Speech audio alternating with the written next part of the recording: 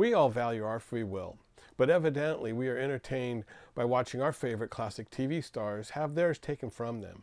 Controlling someone's mind and getting them to do something against their will was a common trope in classic TV fantasy and sci-fi. However, some dramas and comedies that usually take place in a somewhat realistic universe also had their characters fall under the control of evildoers. Join us as we take a look at when TV stars get hypnotized, brainwashed, and mind controlled.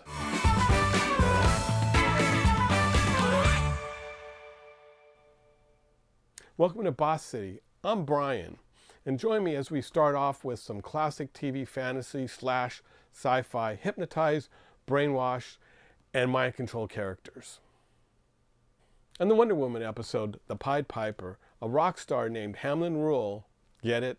The Pied Piper of Hamelin, played by Martin Mull, uses a special mind control flute to hypnotize young female fans, programming them to steal for him.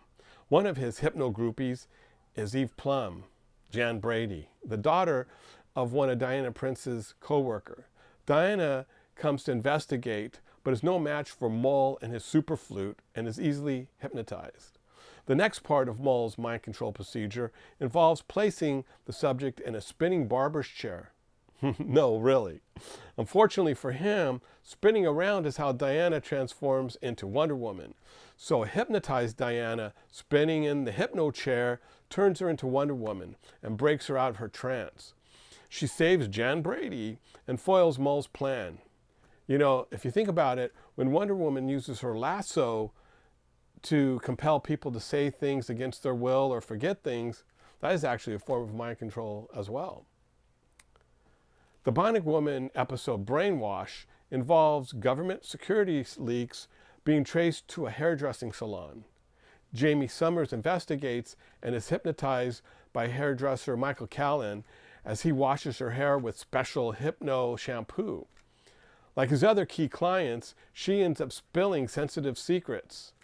But on the plus side, she does leave with a fancy new do. She, of course, eventually figures it all out and saves her boss Oscar and a foreign defector from a double assassination. Next, we have the Western / spy / sci-fi TV series, The Wild Wild West.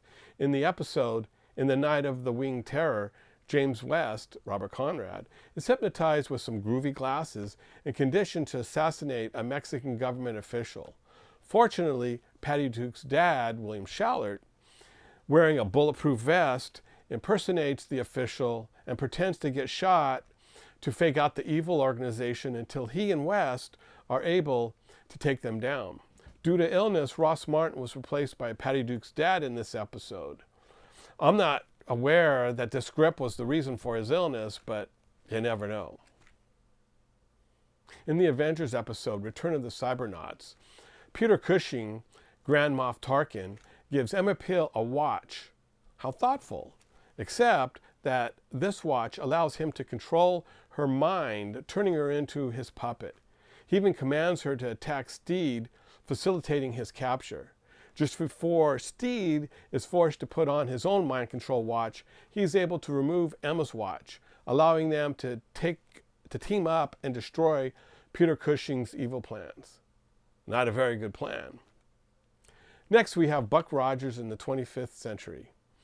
In the episode Space Vampire, Wilma becomes the victim and thrall of a space vampire called the Vorvan. After unsuccessful attempting to steal Buck's life force, Wilma flees with the Vorvan in a shuttle. However, Buck sabotages it so it heads towards the sun, which is the last place a vampire wants to visit. They get close enough to the sun that the Vorvan's power is diminished enough to break his spell over Wilma. She's able to escape in a pond. The shuttle and the Vorvan are destroyed. You know, my favorite sci-fi TV all has moments of tongue-in-cheek fun, but this series sometimes ventures a little too far into the realm of silly.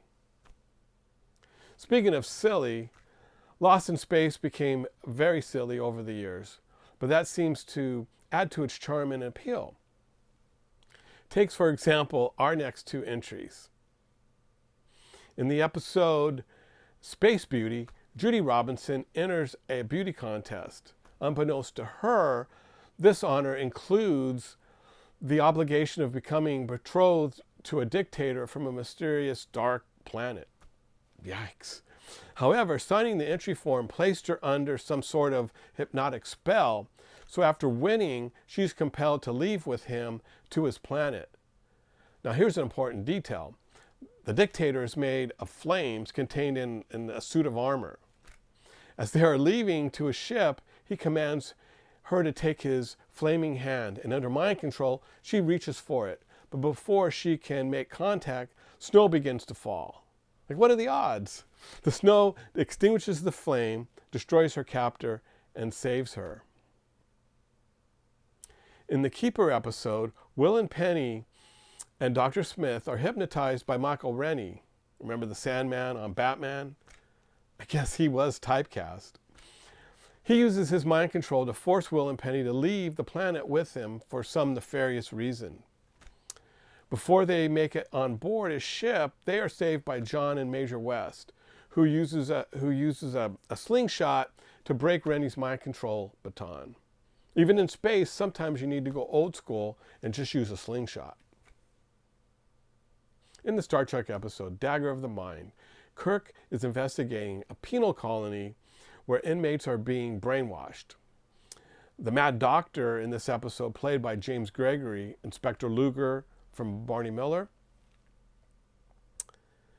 uses it on Kirk, giving him false memories and an uncontrollable desire for the Enterprise's psychiatrist, Dr. Noel. Kirk fights back before the brainwashing is complete. The evil doctor is accidentally destroyed by his own device. Unlike most of the other shows we are talking about in this video, this episode contains some more substance with the way mind control is handled and gives us a little more to ponder afterwards. Robert Wagner and Stefanie Powers, the glamorous, rich, successful married couple who dabble in crime solving on Hart to Hart, had the worst luck when it came to hypnosis and mind control. So much so that we have 2 episodes of their series to look at. In the pilot episode, Jennifer goes undercover at a health farm to investigate the mysterious death of a friend. There we find Roddy McDowall, old bookworm himself, and Stella Stevens using a large, rare ruby formerly owned by a Maharaja to hypnotize Jennifer. They program her to drive her car off a cliff to kill both her and her husband Jonathan. But fortunately, Jonathan takes control of the car just before they make their plunge. Actually, this storyline is not as outlandish as a typical episode of Heart to Heart. In the Heart of Diamonds episode, Capucine, the owner of the salon that Jennifer has been frequenting, uses a spinning chandelier to hypnotize Jennifer into stealing jewels from her rich friends, but also from a jeweler. When Jonathan uncovers the scheme, Jennifer is programmed to shoot and kill him. However, her love for him prevents her from pulling the trigger. After 2 failed assassination attempts, if I was Jonathan, I would definitely keep a closer eye on who my wife hangs out with. That's just me. Next up is Vegas, the Robert Urich crime drama. In the Lost Monday episode, Ty Andrews and Dick Sargent, Captain Greer and Darren Stevens, they hire Marianne Mobley to hypnotize Dan Tanna's sidekick, Binzer. Through hypnotic suggestion, she programs him to build and plant a bomb and ultimately kill Dan. When Dick Sargent is assured that Binzer is fully programmed, he shoots Marianne Mobley point blank.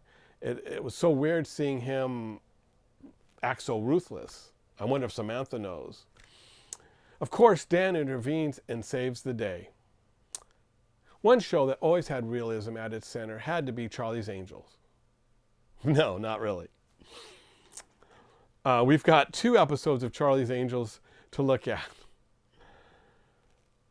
In the seance, rich widows and widowers are being hypnotized to believe that their spouses are still controlling their finances from the spirit realm. So Kelly goes undercover as a rich heiress to investigate. Using hypnotic music from a music box, Renee Auberjonois, Odo from Deep Space Nine, hypnotizes her and gives her false memories. When Odo learns she's a detective, he programs her to kill herself and Jill by running her car off the cliff. I wonder if this is where Heart to Heart got the idea. Kelly breaks her trance just before the car leaves the road. She coerces Odo to confess to all his crimes. In the episode Angel's Attack, Eric Braeden, on a Young and the Restless sabbatical, uses hypnotic suggestion, strobe lights, and a water tank to program young secretaries into becoming assassins. Brainwashed TV veterans Barbara Luna and Darlene Carr assist in the conditioning of this undercover angel, Julie Rogers, as she's trained to kill. When Julie is choking her target, Kelly and Chris arrive, preventing the assassination. Julie battles with her fellow angels until she snaps out of her trance. Of course, all three angels emerge from their fight with their hair and makeup and wardrobe in perfect condition. In the Mission Impossible episode, Mind Bend, criminals are being brainwashed by the Syndicate, turning them into programmed assassins. So Barney, equipped with a anti-brainwashing pill, goes undercover to terminate this operation. But he loses his pill, so the shock treatments and subliminal images really do brainwash him. In some truly intense scenes, Greg Morris's performance made me believe that Barney was really being programmed to kill. But just as he's about to carry out a political assassination, Willie, Peter Lupus, intervenes and stops him. Although this episode, reminiscent of The Manchurian Candidate, has fantastic elements, it does not have any of the silly or preposterous moments found in the other shows that we were looking at in this video. The Monkees TV series was a comedy by definition, but it mined numerous TV genres for its monkey business. Hypnosis was the basis of 2 episodes. The first was The Monkees Blow Their Minds. A fraudulent mentalist, Oraculo, drugs Peter with a hypnosis elixir, which turns him into his mindless slave. Ultimately, the other 3 monkeys fall victim as well, while they were attempting to free their pal. In the end, the monkeys break free from their trances and foil Oraculo's plans. There isn't much to the story because of its brevity. With an unrelated tease and an unrelated tag, there's less than 17 and a half minutes of screen time devoted to the story.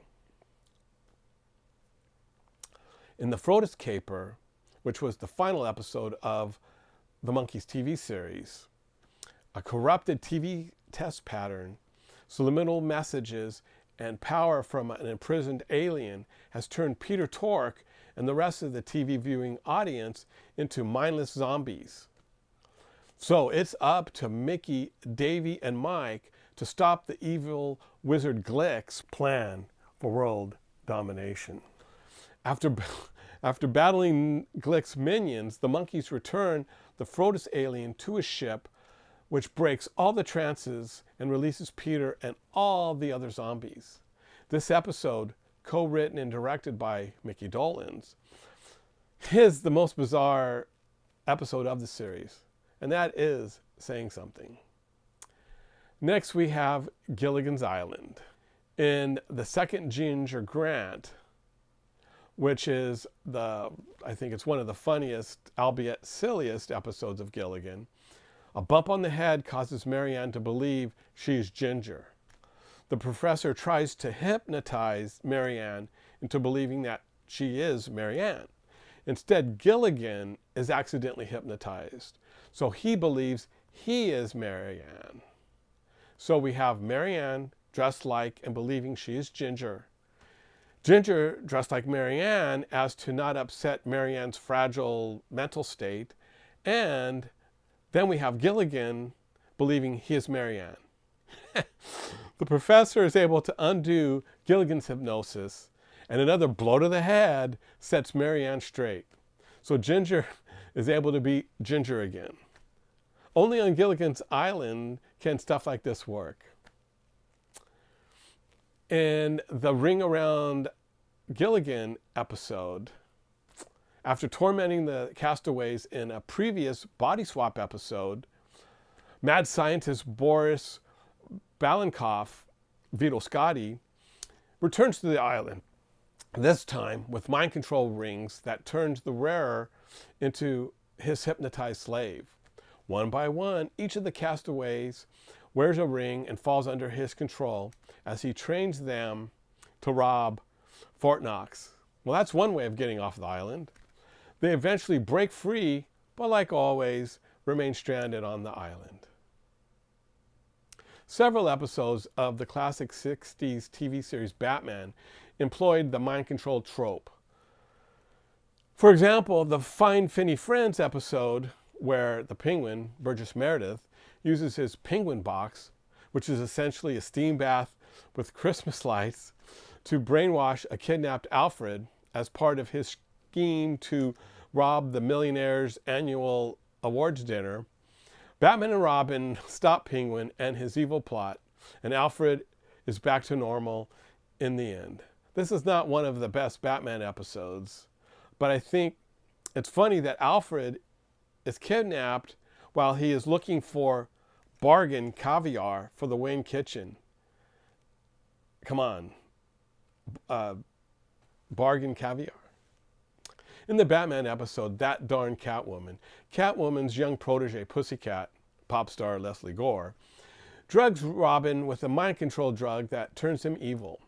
But to foil Catwoman's plan, Batman voluntarily allows her to drug him as well. He, of course, has taken a bat antidote and is only pretending to be evil.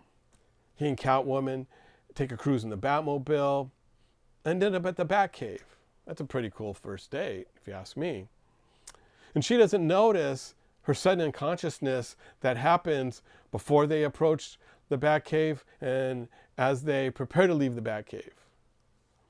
That good old bat sleep aerosol spray comes in handy. In the end, Robin gets the antidote as well, and Pussycat becomes a jailbird. Catwoman spends one of her 9 lives as she falls into the river. For more on Leslie Gore's appearance in this episode and other pop stars acting on TV, check out my video, What Happens When Music Stars Act on TV. There's a link for it in the description. Well, that wraps up this video. If there's any of your favorite mind control TV episodes that I might have not mentioned, mention them in the comments and maybe we can include them in a future video. But I want to thank you so much for watching. This has been Boss City Brian, and until next time, I'll be on that last train to Clarksville. Many blessings, and I'll see you next time.